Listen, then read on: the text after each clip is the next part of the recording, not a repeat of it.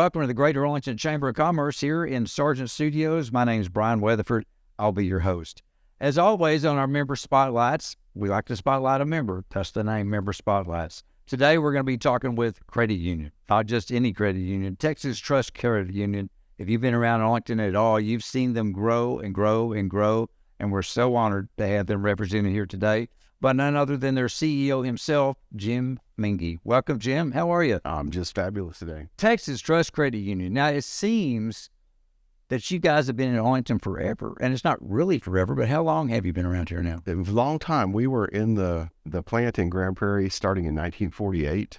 We had many Arlington members back then. A lot of people that worked in that plant lived here. Sure. And our first Arlington location was in the early 80s, an old chicken restaurant on Abrams, I think. Wow. Yeah. And that was the first one here in That Arlington? was our first Arlington. Okay, as we see it here today, how many locations? We have six locations plus our headquarters. Wow, all right here in Arlington. All here in Arlington. And it's just it just seems like every other year there's another one coming. There's something rolling in Pantego here pretty soon. Yeah, our newest branch, we rehabbed another chicken restaurant. It's an old KFC. I see it. Old Long John Silver's, now KFC. And yeah, it's our newest location, opened just a month or so ago. Ribbon cutting coming up in just a few weeks. So do you come from a credit union background, or what's your professional background? So I'm a CPA by training. So I tell people at work I'm a recovering CPA. I'm on step maybe 8 of the 12-step program. And I did that for a few years as a auditor for a big 6 accounting firm. And then I went to work for a credit union in San Antonio. I thought maybe I'd be there for a couple of years. She said, I like 18 years old later, I said, this was a good run. Obviously a child prodigy in the credit union. Yeah. Here today. I was a young professional, I guess. Well, a lot of people, myself included, and I've learned a lot because I've talked to credit union professionals like yourself, but a lot of people, even as we sit here today in 2023, don't understand the difference between banking and credit unions. Can you give us just a dummy-down version here? It's so common. Credit unions are member-owned financial cooperatives, is the way I put it. Okay. And the biggest difference is, since it's a member-owned, there's not shareholders interested in driving profitability for that institution.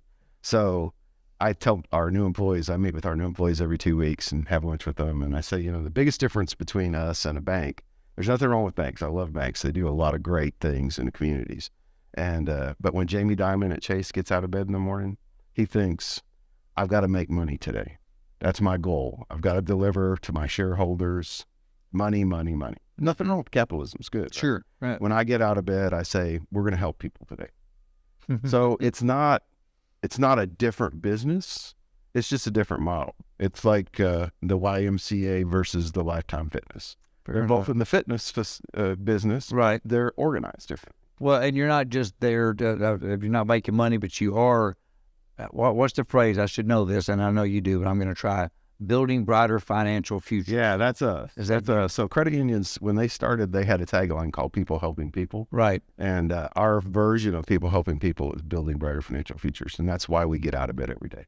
When you're helping people, are you helping individuals? Is it personal banking or is it corporate business banking? What's the model there? We do a little of both. Okay. Mostly the vast majority of our business is to individual. Homes, cars, credit cards, signature loans, savings, you name it. On that side, we have it. On the business side, we're a little bit more focused. Mostly it's owner-occupied commercial real estate. Mm-hmm. And we do a lot of rental properties right now. Rental property? Yeah, we do a ton of rental properties. Okay. It's a niche where there's just not that many players. And so we found a great niche in that to deliver to those folks on the business side. And we offer them basic account services. We don't have all the bells and whistles that the big guys have. Wow. At some point we will, but we focused primarily on trying to build our business on the consumer side first. It keeps expenses down, though. A lot of those bells and whistles never get blown or rung, and they're just having somebody got to make Amen. Somebody has to pay for those. Another misnomer is people don't understand who can. Well, I can't go to a credit union. I mean, I don't work here, or I don't do that, or I wasn't in the military. Is it my imagination, Jim, or have the rules lightened up a little bit over the years? Yeah, it's changed over the years. So our example, we were bought aircrafts. Sure. Chance Vaught. Chance Vaught, Grand Prairie, sadly went away. And so we had to find, okay, how we're going to continue to serve folks.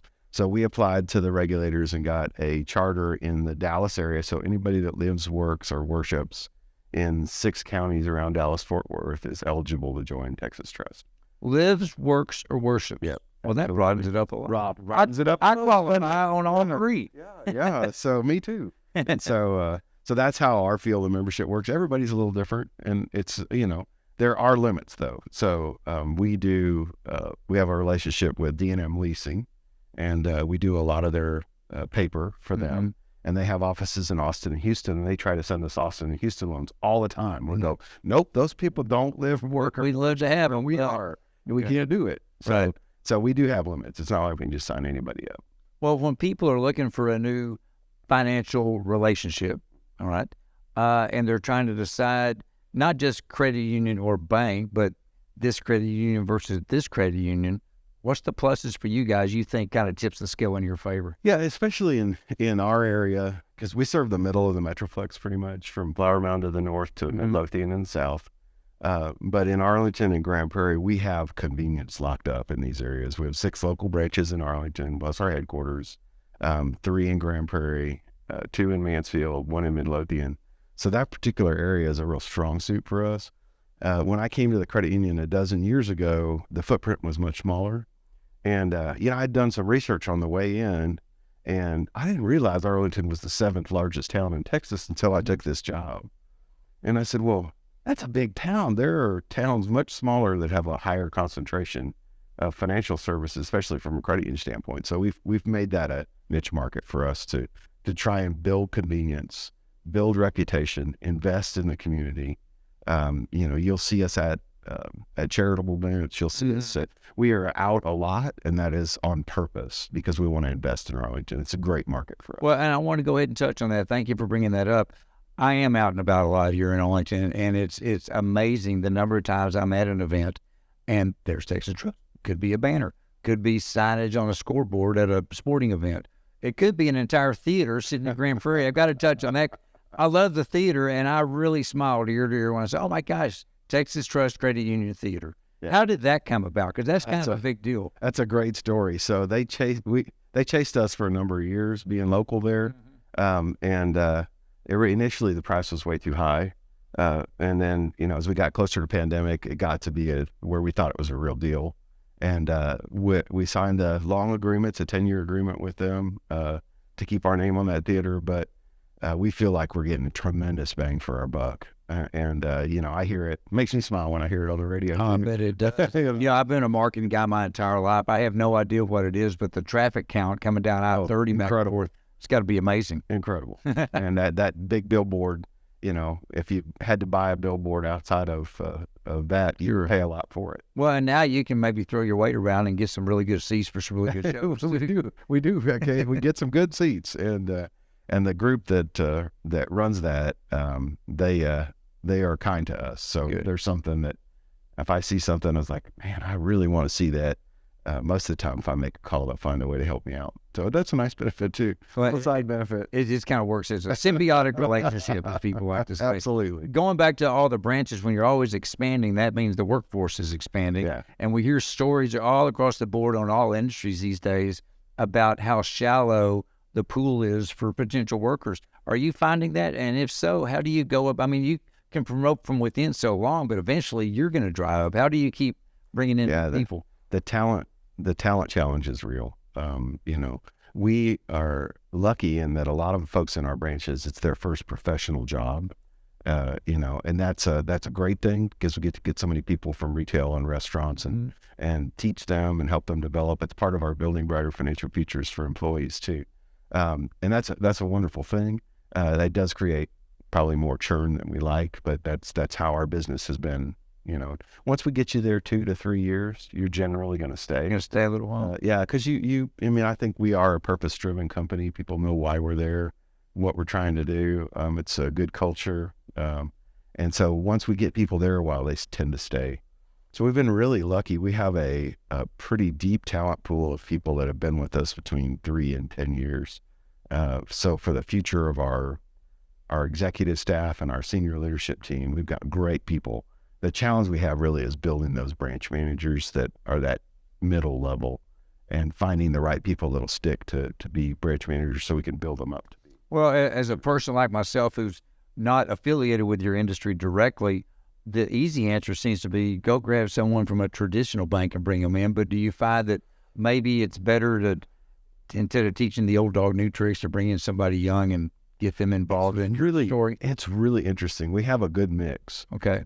So over the last few months during COVID, we kind of, like most people, we kind of lost touch with that layer of our leadership team. So over the last few months, we've made a concerted effort to have breakfast with all of our manager level and up folks. And it's been really interesting. We have a pretty good mix. It's about a 50-50 internal and people that came to us from banks. And I think some of the bankers, when they come, we are different.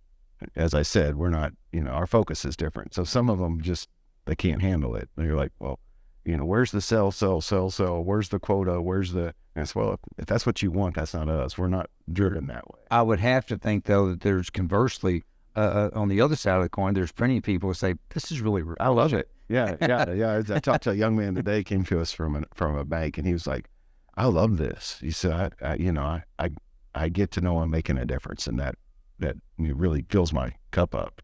It's like, that fills mine up too.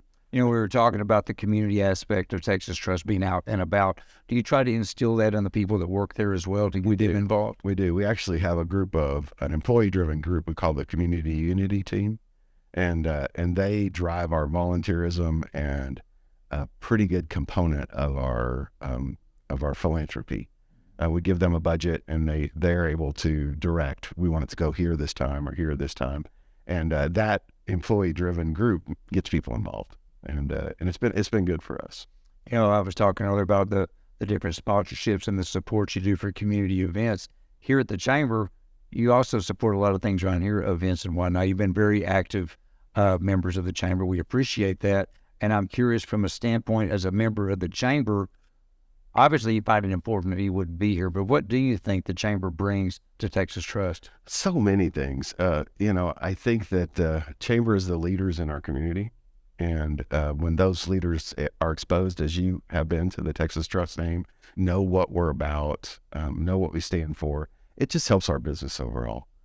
We get word of mouth, we get referrals. We, have one of the members here, Georgie Zhang, and Georgie sends me business all the time. Georgie, we've had a relationship, we've gotten to know each other. She knows I'm going to take good care of the people she sends me. So she's sending me business all the time, and it's wonderful. Well, we always say here, together we succeed. You're living proof of that. Yeah. It's a relationship business at the end of the day. And I think a lot of times we make it harder than it should be. It's a relationship business. If we build good relationships and take care of people, most of the stuff takes care of itself. Well, again, thank you for that, and thank you for your membership. And if there happens to be somebody watching today and they're fascinated with what you do and with Texas Trust, and they're thinking about joining a chamber and they can't really decide, well, maybe I will, maybe I won't. Is there one reason you think why they should? Yeah, it's really the network that you can build and the people you can get to know. And that, the people here have been so open, so welcoming. It's good for you. It's good for you as an individual, but it's also good for your business. Well, I appreciate you being here. You're great for the chamber. You're great for the community as well.